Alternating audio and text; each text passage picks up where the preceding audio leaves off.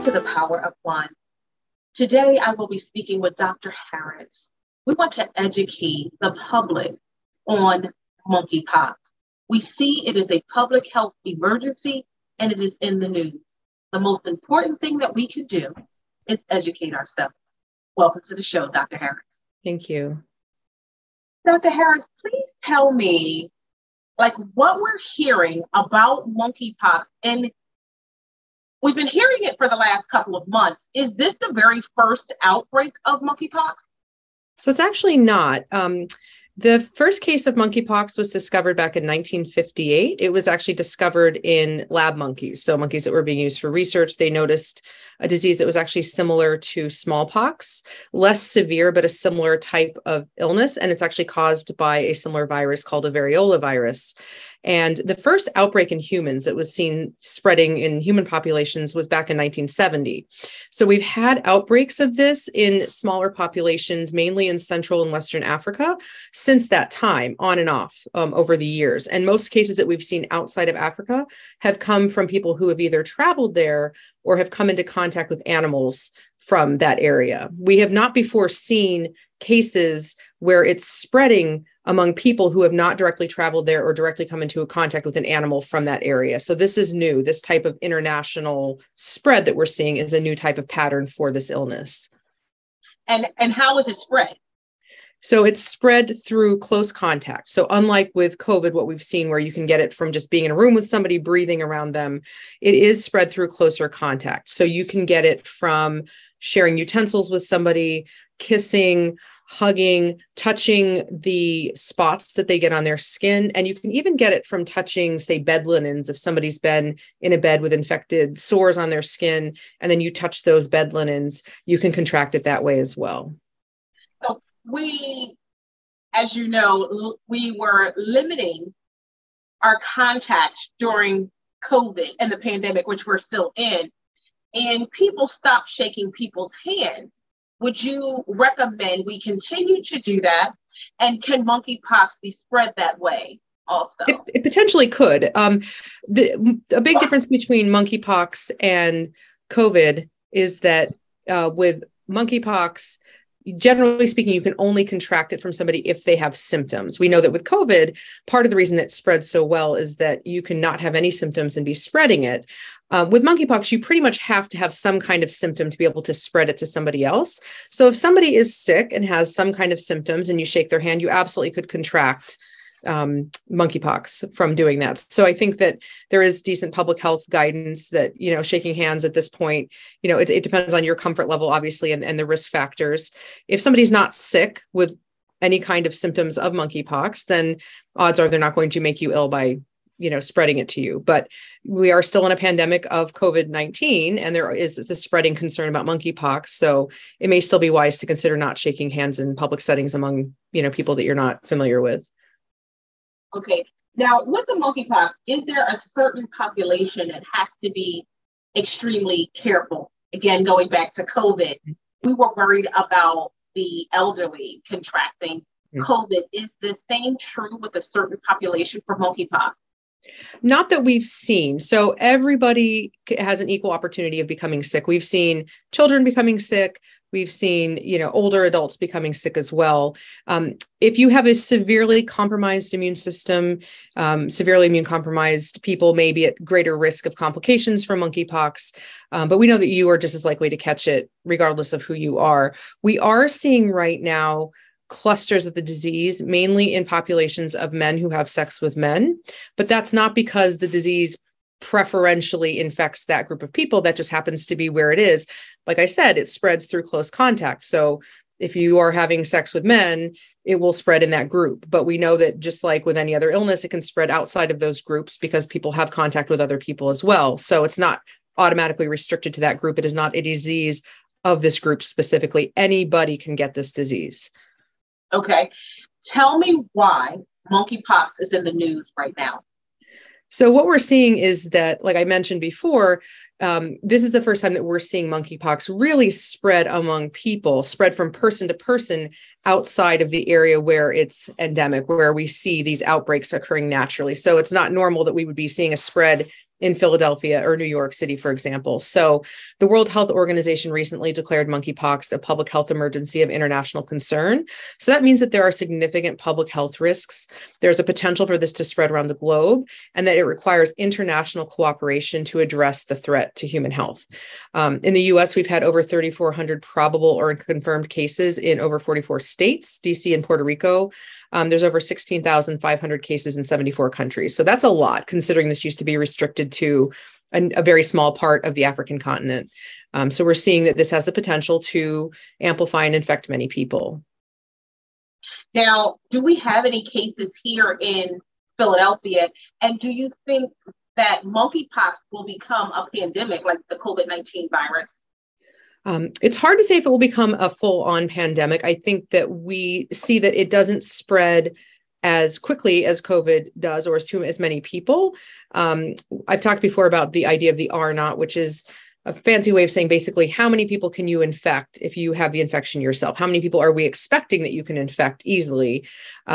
With different variants of COVID, it's been different. It's been as many as 15 potentially with this most recent variant. With monkeypox, it's maybe around 2. So it has less of a chance of spreading and infecting people. It's less infectious than smallpox, the worst virus, less infectious than the flu, less infectious than measles, but it can spread among people. And if we don't get it under control, it certainly could, proliferate. We do have cases here in Philadelphia. The first case was identified in early June. And since that time, we now have around 50 cases here in the city that have been identified. We also are increasing our testing capacity. So it's possible that we've missed some cases because we haven't had a lot of testing capacity up until recently. Our hospital has recently started the ability to test people if we suspect that they have an infection. Once someone is infected with monkeypox, is there a period where they have to isolate? And if so, for how long? It really depends on what their symptoms are doing. It can be a couple of weeks. Once the rash is completely gone and all the scabs are healed over and you have no more symptoms, you don't need to isolate any further. That can take a couple of weeks. It really just depends. But once all your symptoms are gone, you really aren't considered contagious anymore. Okay. And could that be unique with each person? You know what I mean? Is Yes. it like a case by case basis there right now? Is it like, okay, you will be infected for about 2 weeks and then it goes away? Or is it person by person? Correct. Everybody will be a little bit different. Everybody's immune system is different and will handle it a little bit differently. So there's no formula for, you expect to be out for 1 week or 2 weeks. It just takes everybody a little bit of different amount of time to clear the virus and get rid of the rash. As long as you have any, mark or scab on your skin from that rash, you're potentially contagious to somebody else who can touch that and then contract the virus from that mark on your skin. How is monkeypox treated, and is there a vaccine? Okay. So in terms of the average illness, there's no specific treatment for the average case of monkeypox. We mainly treat the symptoms. So, if you have fevers or diarrhea, we would treat the fever. We would give fluids if you're very dehydrated. Just like most viral infections, we don't have a specific treatment for that. If you have a weakened immune system or are having a hard time dealing with the virus, there are certain antiviral medications that can be given. They may be recommended by your doctor. So if if you do contract a case of monkeypox or think that you have a case of monkeypox, we do recommend that you contact your regular doctor to discuss that. We do have a vaccine. It's not widely available. That's one of the problems, that we are not out vaccinating the general public at this point. We are trying to focus efforts around people who are at highest risk.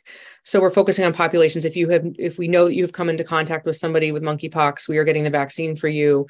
If you are high risk, either through occupation or through lifestyle, we know that those are people that are getting targeted at this point for the vaccine, but people have had trouble accessing the vaccine. It's being distributed through the Centers for Disease Control to local health authorities, and then they are divvying up among, the highest risk populations at this point. Okay. Now, going back to COVID, which is unfortunately the perfect example, we wore masks and some people wore gloves, and I still see some people may wear gloves. If I see someone like in the supermarket and they actually work in the supermarket, what precautions can we take other than, again, like, shaking someone's hands? What precautions can we take so that we don't contract monkeypox? I think it just comes down to knowing who you're around. So casual contact, if you are just in a grocery store walking next to somebody, you are not going to catch their monkeypox. This is really closer, more intimate contact that you would have with somebody, say, in your household or with a romantic partner. I can see it being contracted in daycares, for example, where kids are all over each other and caregivers are working closely with the children. So knowing people's statuses becomes important. I know that there are certain dating sites that have put up warnings about asking about monkeypox symptoms. We can't live in a state of shame about, I think, any disease, in particular diseases that have the potential to spread in communities. So I think just knowing certain risk factors, so that if you are going to be sexually active with a new partner, it is not a sexually transmitted disease, but it transmits through skin to skin contact. So you can certainly transmit it through sexual activity, and being able to, speak openly with your sexual partners about any symptoms they may have. And if you were going to be with your family at a dinner where you're going to be, hugging and sharing potential utensils and plates, to be open if you have symptoms so that you don't infect other people, to not live with the shame of, I'm sick, I don't want to let people know I have this disease called monkeypox, but to really be open about it, and really, show people the respect of letting them know that you're ill with symptoms. And again, for the medical community side, opening up testing and education for people for what to look for, and having that accessible testing and treatment available for people. Dr. Harris, it blows my mind when a disease can actually travel. You know what I mean? Like from state to state, from across the world. That boggles my mind. And I think COVID-19 has done a number on all of us. So when I look at the news and I see monkeypox and we're in another health emergency. So for me, I'm thinking to myself, how can the medical field prevent viruses from traveling like they do? How can we prevent another pandemic? Is that realistic? I don't think it's realistic to completely stop travel. I mean, the only way to do that would be to seal people in their homes, which is barbaric, and I don't think is the answer. I think it starts with education. I think it starts with getting out the word to as many people as possible about what risks are, how you contract the disease, open communication. I think we need to have available testing, and we need to have resources available for contact tracing, so that if somebody does become ill, we have the ability to notify anybody they've come into contact with to stop the next transmission before it happens. That's one of the most important things. That's the foundation of epidemiology, is stopping the transmission before we get to the next one and understanding how it spreads. So just understanding what behaviors we can as individuals engage in to lessen our chance of becoming ill or spreading it to other people. We have to be responsible for our health and the health of our communities. Public health officials can do their part, and then we have to do our part as people living in the communities ourselves. So I think that's a big part of it. I think improving access to care is a big part of it for people, that they have a medical home to go to, that they know where to go, and that we have these public health infrastructure available for people, so that we do have things like vaccines. Because if people are vaccinated, that's creating a shield around people so they can't get the disease to spread it to other people. I think that's all key, that we really need to empower people to have as many tools as possible. It's not about one layer of protection. It's about as many layers as we can put around things, so that people have less of a chance of coming into contact with us and spreading it to the next person. With monkeypox, is it fatal, or is this some type of disease that normally will last for a short period of time, or maybe 1 or 2 weeks, and the person will be okay? In most cases, people will kind of suffer through the illness. It will not be pleasant, but they will recover. In prior outbreaks, we've seen fatality rates around 3 to 6%, which is much better than the around 30% fatality rate of the serious smallpox infection. So we do see that it's not as serious, but it is still a serious illness, which is why it's become a World Health Organization concern, because it does cause significant fatality for some people. Nobody wants to be in that 3 to 6%, even if you are more likely than not to clear the virus and move on with your life. It is something that we would be concerned about. So what are the health experts watching for now with monkeypox? So we are looking to see where it's spreading, what particular groups it's spreading in, how fast it's spreading. We don't anticipate any major changes in the virus necessarily, but that's part of what we do is when we get samples of the virus, we'll look at its genetic sequence and make sure it's not mutating, which is what's happened with the various COVID variants as we've seen, see if there's anything that's changing to make it a different kind of virus for us.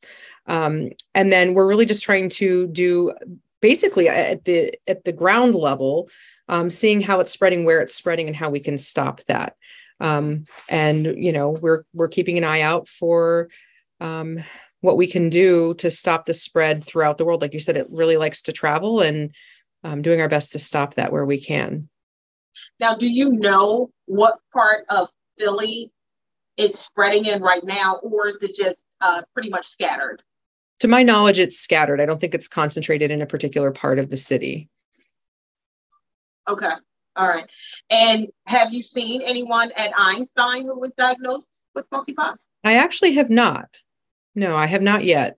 I think about it though when I treat my patients. It's actually in my mind when I'm coming up with a list of possible diagnoses for people that, it's a new thing to add to my list of possibilities when I see somebody with a rash or with symptoms of a virus. You don't have to have the rash initially.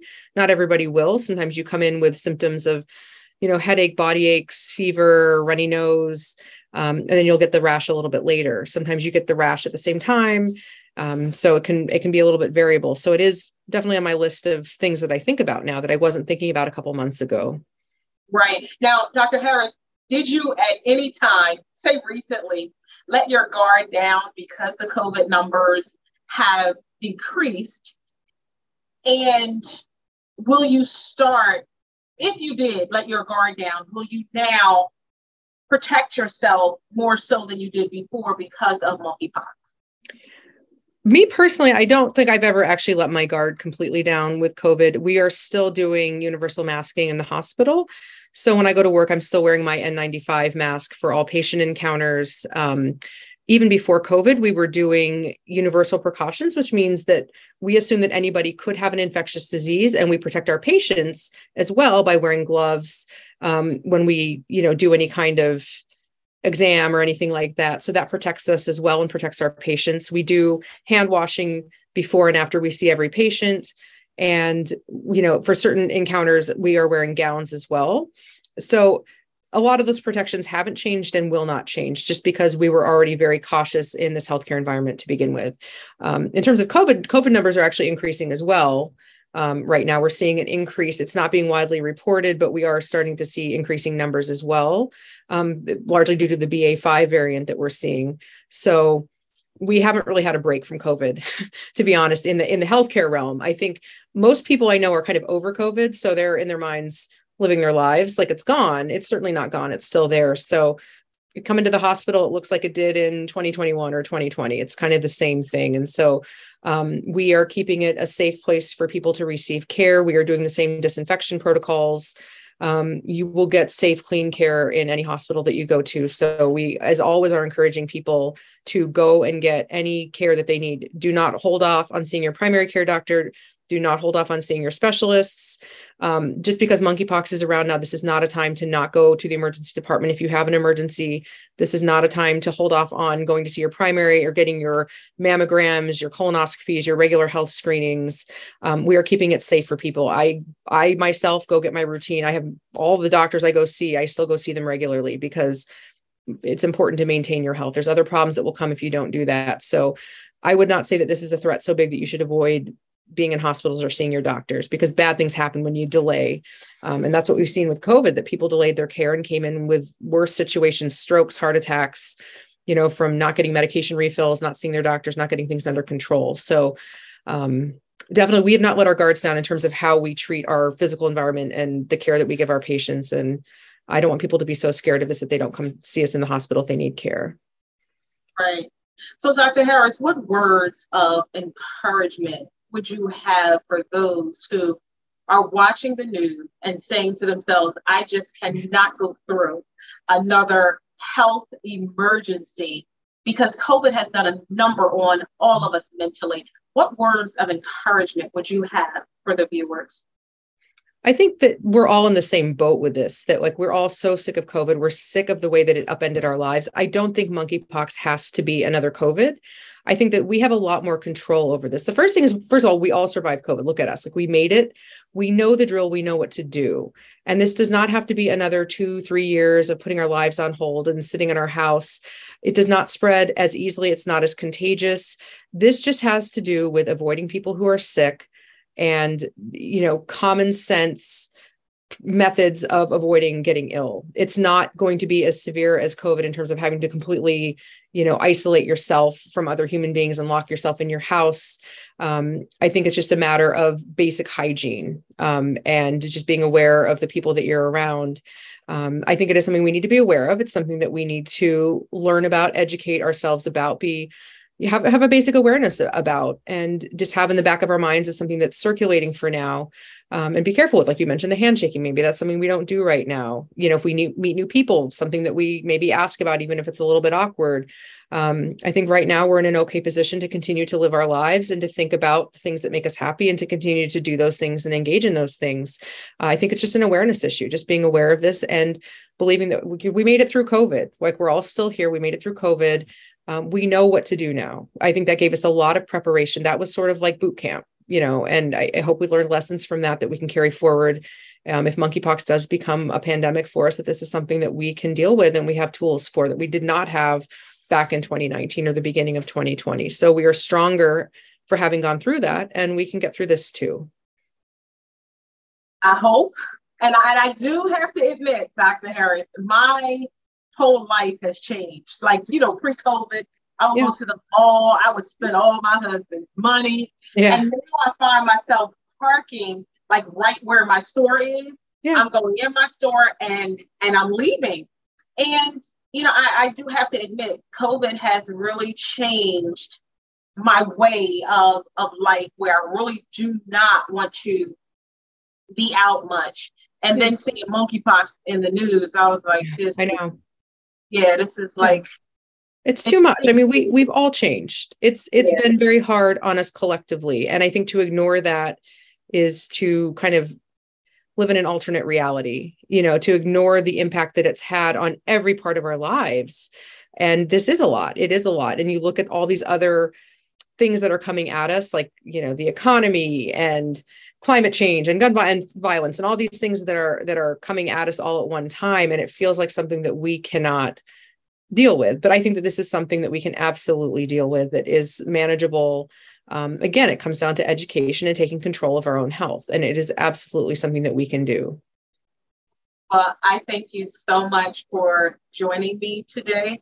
As always, you break everything down so we can understand it. And that's why I appreciate you. So thank you so much for joining me today. Yeah, thank you. Thank you so much for joining Dr. Harris and I today. We got great understanding on monkeypox, and she was able to shed some light. As long as we educate ourselves and as long as we protect ourselves, we will be okay. Tomorrow will be a brighter day. Peace and blessings.